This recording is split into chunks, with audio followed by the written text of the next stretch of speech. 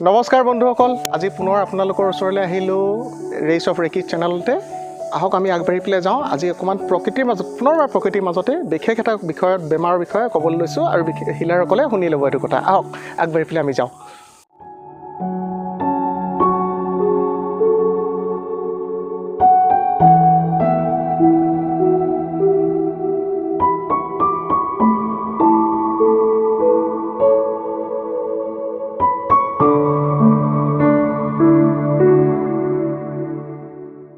পুনৰবাৰ স্বাগতম জনাইছোঁ আপোনালোকক আটাইসকলকে। আজি মই মোৰ কিতাপখনো হাতত লৈ পেলাই লৈছোঁ, যিহেতু কিছুমান কথা পাহৰি পেলাই যাওঁ। আপোনালোকক কথাবিলাক ক'ম যে প্ৰকৃতিৰ মাজত যিহেতু কথাবিলাক ক'বলৈ লৈছোঁ। আজি আমি আপোনাৰ বিষৰ ওপৰত কথা পাতিম। যিহেতু বিষ বুলি ক'বলৈ গ'লে কেনেকুৱা ধৰণৰ বিষবিলাক থাকে, বিশেষকৈ আপোনাৰ পিঠিৰ বিষবিলাক। আজিকালি পিঠিৰ বিষে মানুহক বহুত বেছিকৈ দিগদাৰ কৰিবলৈ লৈছে। পিঠিৰ বিষ থাকে, অন্যান্য শৰীৰৰ বহুত অংগবিলাকৰ বিষবিলাক থাকে। সেইবিলাকৰ ক্ষেত্ৰত আমি কি ধৰণে ৰেকিৰ দ্বাৰা আমি মানে কিছুমান সহায় ল'ব পাৰোঁ, তাৰ বিষয়ে আপোনালোকক ক'বলৈ লৈছোঁ। আৰু সেইটো হৈছে কি ধৰণে ৰেকি হিলিংবিলাক কৰিব লাগিব, কি ধৰণে ৰেকি হিলাৰসকলে আপোনালোকে কথাবিলাক শুনি পেলাই লওক ভালকৈ। তাৰোপৰি যিসকল হিলাৰ নহয়, আপোনালোকেও কথাবিলাক ভালদৰে শুনি পেলাই লওক, যাতে আপোনালোকে ৰেকিৰ দ্বাৰা সহায় ল'ব পাৰে বা ৰেকিৰ ক্ষেত্ৰত আপোনালোকে সহায় লৈ পেলাই আপোনালোকে তাৰ ভাল শুভ ফলাফলবিলাক আপোনালোকে লাভ কৰিব পাৰে। এতিয়া আহক মই ক'বলৈ লৈছোঁ, ৰেকিৰ ক্ষেত্ৰত হিলাৰসকলে খুব মনোযোগ দি পেলাই শুনাটো খুব প্ৰয়োজন, যিহেতু আপোনালোকে হিলাৰসকলে সেই বিষয়ে জানেই। আহক এই প্ৰকৃতিৰ মাজত আজি আমি এইখিনি কথা আলোচনা কৰিবলৈ লৈছোঁ। যিহেতু ৰেকিৰ ক্ষেত্ৰত ৰেকিয়ে বহুতখিনি সহায় কৰি আছে বিভিন্ন বিষয়ত, বিভিন্ন বেমাৰৰ বিষয়ত মই ৰেকিৰ কথা সদায় আপোনালোকক কৈ আছোঁ। আৰু যিহেতু এতিয়া প্ৰকৃতিৰ মাজত ওলাই আহি পেলাই আমি কথাবিলাক পাতিবলৈ লৈছোঁ, সেইটো কাৰণে এতিয়া ৰেকিৰ ক্ষেত্ৰত আমাৰ পিঠিৰ বিষৰ ক্ষেত্ৰত আমাৰ ৰেকি হিলাৰসকলে কোনবিলাক ক্ষেত্ৰত আপোনালোকক কোনটো পইণ্টত কেনেকৈ হিলিং কৰিব লাগিব তাৰ বিষয়ে মই ক'বলৈ লৈছোঁ। আৰু মোৰ ষ্টুডেণ্ট যিসকল আছে তেওঁলোকেও শুনাটো খুব ইম্পৰ্টেণ্ট হয়, আপোনালোকে শুনি লওক। বিশেষকৈ ৰেকিৰ ক্ষেত্ৰত পিঠিৰ বিষ যিবিলাক হয়, সেইটোত প্ৰথমতে আমি মণিপুৰ চক্ৰটো খুব ইম্পৰ্টেণ্ট। সদায় মই আগতে কৈ আহিছোঁ যে মণিপুৰ চক্ৰৰ ক্ষেত্ৰত খুব ইম্পৰ্টেণ্ট হয়। মণিপুৰ চক্ৰটো আমাৰ কাৰণে খুব প্ৰয়োজন হয়। মণিপুৰ চক্ৰৰ ক্ষেত্ৰত আমি যেতিয়া ৰেকি হিলিং দিম, ৰেকি কল কৰি পেলাই আমি এনাৰ্জি হিলিং কল কৰি পেলাই নিজকো আপুনি ব্লক কৰি ল'ব। ব্লক কৰাৰ পিছত আপুনি যদিহে ডিষ্টেঞ্চ ৰেকি দিবলগীয়া হয়, তেতিয়াহ'লে আপুনি হনচাজ ষ্টুডেণ্ট চেহেকি চকুৰে এইবিলাক আপুনি ইমপ্লিমেণ্ট কৰিবলগীয়া হ'ব, আপুনি দিবলগীয়া হ'ব চিম্বলবিলাক আৰু চিহ্ন প্ৰয়োগ কৰিবলগীয়া হ'ব। ফাৰ্ষ্ট ডিগ্ৰীসকলে আপুনি হাতেৰে স্পৰ্শ কৰি পেলাই দিব। যিসকলে ডিষ্টেঞ্চ ৰেকি কৰিব পাৰিছে ছেকেণ্ড ডিগ্ৰীৰ পৰা, তেওঁলোকে চিম্বলবিলাক তিনিটা চিম্বল আপোনালোকে এপ্লাই কৰিব লাগিব। যিসকল আপোনাৰ থাৰ্ড ডিগ্ৰী হিলাৰ হ'ল, মাষ্টাৰ হিলাৰ হ'ল, তেওঁলোকে আপুনি মাষ্টাৰ চিম্বলটো এপ্লাই কৰিব লাগিব, যিটোৰ নাম হৈছে ডাইকমিঅ'। আপোনালোকে সেইটো এপ্লাই কৰিব পাৰিব। তাৰপিছত ফ'ৰ্থ লেভেলৰসকলৰ বেলেগ কথা থাকিব। তাত থাৰ্ড ডিগ্ৰীতে যিহেতু আমাৰ চাইকিক চাৰ্জাৰী বুলিও এটা বস্তু আহি পেলাই পৰে, চাইকিক চাৰ্জাৰী আছে তাত আপোনাৰ। তাৰোপৰি আপোনাৰ অন্যান্য কিছুমান আছে প্ৰয়োগ কিছুমান আছে, সেইবিলাকৰ বিষয়ে পিছত মই ক'ম কেতিয়াবা। কিন্তু এতিয়া পিঠিৰ বিষৰ ক্ষেত্ৰত মই ক'লোঁ এটা মণিপুৰ চক্ৰটোত আপুনি হিলিং দিব লাগিব। তাত নাই কৰি পেলাই 10 মিনিট আপুনি হিলিং দিবই লাগিব। তাৰোপৰি মণিপুৰ চক্ৰ দিয়াৰ পিছত আপুনি স্বাধিষ্ঠান চক্ৰ দিব লাগিব, মূলাধাৰ চক্ৰ দিব লাগিব। আৰু সম্পূৰ্ণ আপুনি পিঠিৰ যিডোখৰ অংশত আপোনাৰ বিষ হৈ থাকে বা আপোনাৰ যিজন আপোনাৰ ক্লাইণ্ট থাকিব বা যিজন ৰোগী থাকিব, তেখেতক আপুনি সম্পূৰ্ণ পিঠিটোত আপুনি দিব লাগিব। পৰাপক্ষত যদি কেতিয়াবা আপোনালোকে 24 পইণ্টছত আপুনি হিলিংটো দিব পাৰে, তেতিয়াহ'লে খুব ভাল হয়। কিন্তু যিকেইটা পইণ্ট মণিপুৰ চক্ৰ হৈছে, তাৰোপৰি আপোনাৰ স্বাধিষ্ঠান চক্ৰ আৰু মূলাধাৰ চক্ৰটো খুব প্ৰয়োজন হয়। মূলাধাৰ চক্ৰটো খুব দিয়া প্ৰয়োজন হয়। মূলাধাৰ চক্ৰ, স্বাধিষ্ঠান চক্ৰ, মণিপুৰ চক্ৰ, এইকেইটা চক্ৰত আপুনি দিয়াৰ লগে লগে এইকেইটা চক্ৰকেইটা সদায় চক্ৰ হিলিং কৰাৰ আগত আপুনি চক্ৰ বেলেঞ্চ কৰিবলৈ শিকিব। চক্ৰকেইটা কি ধৰণে বেলেঞ্চ কৰিব পৰা যায়। তাৰোপৰি চক্ৰবিলাক বেলেঞ্চ কৰোঁতে আমাৰ কেতিয়াবা প্ৰব্লেম কিছুমান আহি পেলাই পৰে যে কৰিব নোৱাৰিছোঁ নেকি, মই চক্ৰটো বেলেঞ্চ নহৈছে নেকি। আপোনালোকে আইচিং কৰাটো শিকিছিলে নাই, সেইটো আপোনালোকে মনত ৰাখিব। যেতিয়া হিলিং দিয়াৰ পিছত আপুনি আইচিং কৰিবলগীয়া, যেনেকৈ কেকৰ ওপৰত যেনেকৈ আইচিং কৰা হয়, সমতুল কৰা হয়, তেনেধৰণে কৰিব লাগিব। তাৰপিছত স্পাইনেল কৰ্ডৰ ওপৰত যিটো আঙুলি দুটাৰে কৰা হয়, সেইটো আপোনালোকে ভালকৈ গম পাব লাগিব। তাৰোপৰি আপোনালোকে সদায় এটা কথা মনত ৰাখিব, যেতিয়া আপোনালোকে ৰেকি হিলিংবিলাক দিব, হিলিংবিলাক দিয়া মেলাৰ পিছত আপোনালোকে হিলিং দিয়াৰ শেষত আপোনালোকে সদায় মনত ৰাখিব যে আপোনালোকে ডিষ্টেঞ্চ হিলিং যদি দিয়ে, আপুনি সদায় কৰ্ড কাট কৰিব। নাভিমণ্ডলৰ পৰা আপুনি কৰ্ড কাট কৰাটো খুব ইম্পৰ্টেণ্ট আছে।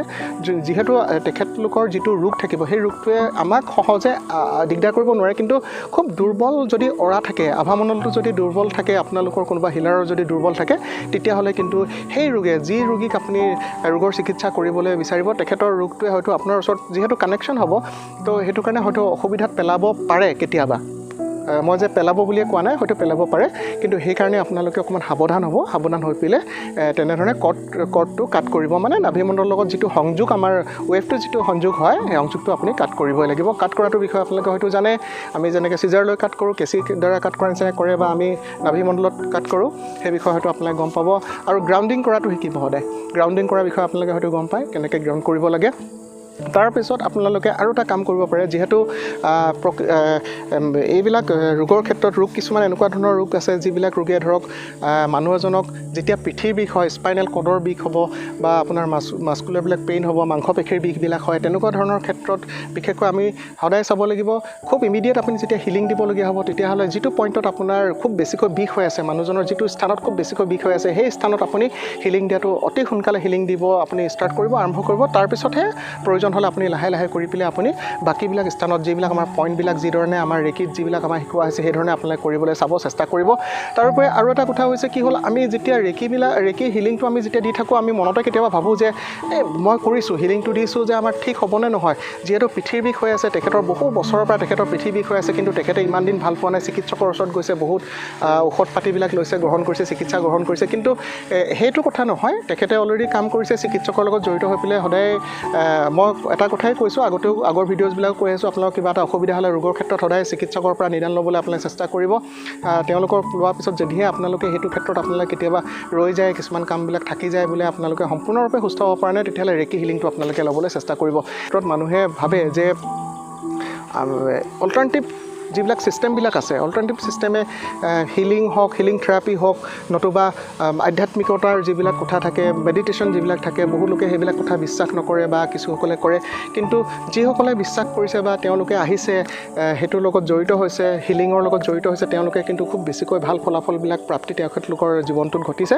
তো সেইটো কাৰণে মই সদায় আপোনালোকক যে আগ্ৰহ জনাইছোঁ যে আপোনালোকে আহক, আপোনালোকে স্ক্ৰীণত মোক নাম্বাৰবিলাক দিয়া হৈছে, মোৰ নাম্বাৰবিলাক দিয়া হৈছে, আপোনালোকে গম পাব স্ক্ৰীণত নাম্বাৰবিলাক চাই পেলাই মোৰ লগত হোৱাটছএপত আপোনালোকে কণ্টেক্ট কৰিব পাৰিব। নতুবা মোৰ লগত নকৰিলেও অন্য যদি হিলাৰ আপোনালোকে লগ পাইছে, তেওঁলোকৰ লগতো আপোনালোকে যোগাযোগ কৰক। কিন্তু হিলাৰজনে আপোনাক কেনেদৰে হিলিং দিব পাৰিছে, আপোনাক কেনেদৰে টাইম দিব পাৰিছে, আপুনি কেনেদৰে তেওঁৰ পৰা হিলিংটো ল'ব পাৰিছে, সেইটোৱে খুব ডাঙৰ কথা হয়। আৰু পিঠিৰ বিষৰ যিটো আমাৰ পিছফালে যিটো বিষ হয়, খুব বিশেষকৈ যিবিলাক মানুহে খুব কষ্ট পৰিশ্ৰম কৰি থাকে, তেখেতলোকৰ ক্ষেত্ৰত খুব বেছিকৈ দেখা যায়। স্ত্ৰীসকলৰ মাজত, নাৰীসকলৰ মাজত দেখা যায়, যিসকলে দৈনন্দিন ঘৰৰ কৰ্মবিলাক কৰে, তেওঁলোকৰ ক্ষেত্ৰতো এইবিলাক খুব বেছিকৈ দেখা যায়। কঁকালৰ বিষৰ পৰা আদি কৰি সম্পূৰ্ণ তলৰ পৰা আমাৰ ৰাজহাড়ডালৰ বিষৰ পৰা আদি কৰি মাস্কুলাৰ পেইনবিলাক হয়, আমাৰ চল্ডাৰবিলাক, এইবিলাক বাউসীবিলাক আমাৰ বিষ হ'ব পাৰে, তেনেকুৱা ধৰণৰ হ'ব পাৰে। সেই ক্ষেত্ৰত যিকেইটা পইণ্টৰ বিষয়ে মই কৈছোঁ, সেই পইণ্টকেইটাত আপোনালোকৰ খুব ইম্পৰ্টেণ্ট হয়। আপোনালোকে হিলিং তাত দিব, আৰু পৰাপক্ষত বেছি সময় লৈ পেলাই হিলিংবিলাক দিব। আৰু আগৰ ভিডিঅ'ত যেনেকৈ কৈছোঁ, সদায় এজন ৰোগীক হিলিং দিয়াৰ আগত আপোনালোকে সদায় অ'ৰাটো ক্লিন কৰিবলৈ চেষ্টা কৰিব। তাৰোপৰি ঘৰত যিসকল ৰোগী আছে, তেওঁলোকে এটা সময় বিষৰ কাৰণে যিসকল ৰোগী থাকে, বিষত তেওঁলোকে পৰি থাকে, সেইসকল ৰোগীয়ে পৰাপক্ষত ঠাণ্ডা দিনত কিন্তু জুই উত্তাপটো লোৱাটো খুব প্ৰয়োজনীয় হয়। জুই পোহৰে বা জুই উত্তাপে খুব সহায় কৰে। ঠাণ্ডা বস্তুবিলাক আমাৰ শৰীৰৰ কাৰণে বিষৰ ক্ষেত্ৰত বেয়া হয় বুলি কোৱা হয়। সেয়েহে আজি এইখিনি কথা কৈ পেলাই হয়তো সম্পূৰ্ণ কথা মই সাঙুৰিব পৰা নাই। বিশেষকৈ কিবা জানিব থাকিলে আপোনালোকে মোৰ লগত যোগাযোগ কৰিব। আৰু পুনৰবাৰ কৈছোঁ, অন্যতম আমাৰ চেনেল এটা আছে নক্ষত্ৰ, যিটো আমি এষ্ট্ৰলজিৰ বিষয়ে কৈ আছোঁ। সেই চেনেলটোত আপোনালোকে আহিব, স্ক্ৰীণত দেখুওৱা হৈছে, নক্ষত্ৰত আহিব, নক্ষত্ৰৰ বিষয়ে আপোনালোকে গম পাব। তাত কি হয়, নক্ষত্ৰত আমি এষ্ট্ৰলজিৰ বিষয়ে কৈছোঁ, বা বাস্তুশাস্ত্ৰ আৰু ফেংচুইৰ বিষয়ে আমি তাত আলোচনা কৰিম, তাতো মোকেই লগ পাব। কিন্তু বিশেষকৈ মই ৰেকিৰ ক্ষেত্ৰত এইখিনি কথা, এই চেনেলটোত ৰেইচ অফ ৰেকিত এইখিনি কথা কৈ আছোঁ।